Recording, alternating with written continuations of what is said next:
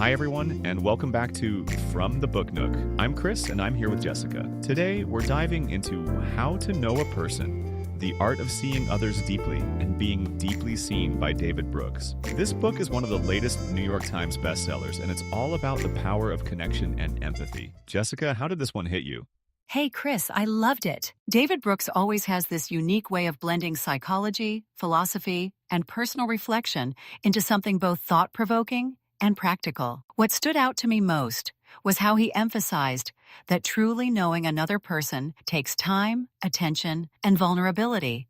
It's not just about asking the right questions, but really listening with an open heart. What about you? I totally agree. One of the early sections hit me hard. It's where Brooks talks about how we often skim the surface in conversations and relationships. We ask how someone is doing, but we rarely stop to listen deeply to their answer. He argues that truly knowing someone means getting past the small talk and being present for the messy, complicated parts of who they are.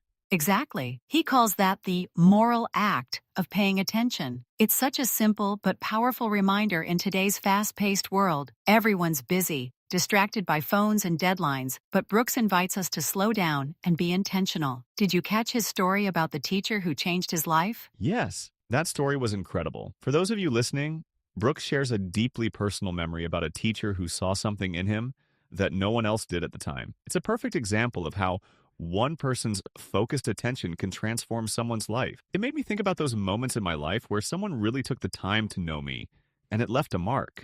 Same here. That theme of being seen and heard is such a thread throughout the book. It's not just about receiving it.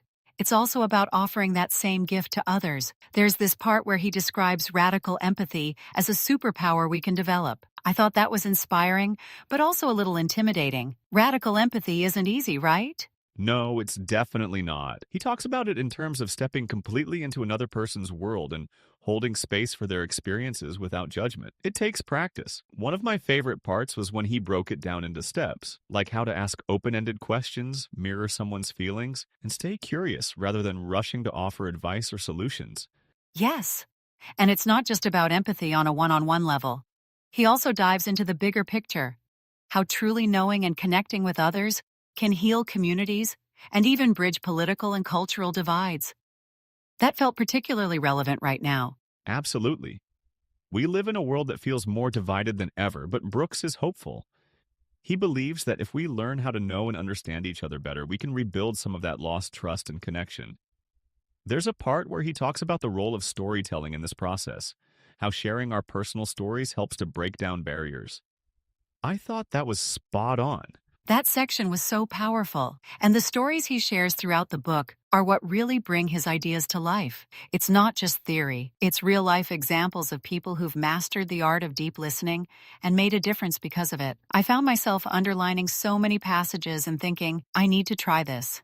Me too, and I love that he doesn't present this as some sort of unattainable goal. He makes it clear that being a better listener, a more attentive friend, or a more compassionate leader is something we can all work on every day. Small, consistent actions can make a big impact. Exactly. And speaking of leadership, I think the book has a lot to offer for anyone in leadership roles, teachers, managers, community leaders. It's a reminder that leadership isn't just about being effective at your job. It's also about how well you connect with and understand the people around you. Chris, did you have any takeaways on how this applies to work? Oh, definitely. I kept thinking about how this could transform workplace culture. Imagine if every leader committed to knowing their team members on a deeper level, not just their skills and performance, but their hopes, challenges, and stories. That could be a game changer for team morale and productivity. Totally. I also appreciated how Brooks brought a lot of humility to the book. He openly admits the times he's failed to truly know people in his own life. It's refreshing when an author is willing to be vulnerable like that. Yes, his honesty makes the whole book feel more relatable. There's no, I have it all figured out vibe. Instead, it's more like, here's what I've learned and I'm still working on it. That makes it easier for readers to connect and apply his advice to their own lives. For sure, it felt more like a conversation with a wise friend than a lecture. So, what did you think of the book's pacing and structure? I liked how it was broken up into manageable sections, each focusing on a different aspect of connection and empathy. I thought the structure worked really well. Each section builds on the last and it's packed with practical tips without being overwhelming. He balances the personal stories, research, and advice beautifully. And the chapters aren't too long, which makes it an easy read. Yes, and it's the kind of book you can pick up again and again.